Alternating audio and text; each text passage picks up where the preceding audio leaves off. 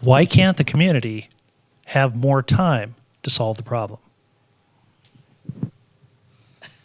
All right, I'll take it. I think it goes back to what we started out with earlier, the public health issue and how quickly you have to come into attainment because it's a public health issue.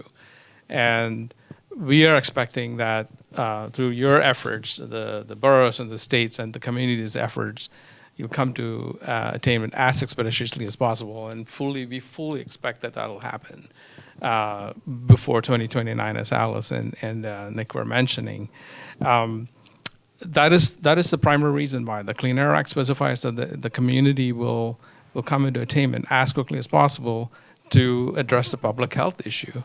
And we are concerned about that. I'm sure you as citizens of the community are concerned about that. We want to provide, to be practical, to balance it out on the other side, have reasonable amount for the community and the agencies involved to come up with a durable solution that works for you for the long term. So you don't want to shortcut the process, but it's a balance between how long is it going to take you to develop a customized solution for your community, but also do it. There's an urgency here. I just want to impress. It may not look like we're all animated about it, but there's an urgency here. There is a public health issue. So that is the fundamental reason why that we want you to come into your public health status as quickly as possible. The practical reasons why the state wants to make the planning successful, make the implementation successful. They don't want EPA to take on things. So that is a practical issue. There's also the amount of dollars that have been spent on developing this plan and implementing this plan. They want to sort of move on to the next public health issue there is. So there's several practical issues, but those is kind of a balance of things that we are looking at. Right. So we're working in, as Commissioner said, we're working in a federal framework, which requires us to take certain actions. That's the law. That's what Congress passed. There are requirements that have grown out of the Clean Air Act through the EPA regulations that the state is obligated to fulfill. So we don't have the time. We don't have the time. We don't have a lot of time. We've been working on this issue for a long time. People in the community have been wanting progress. They want progress faster.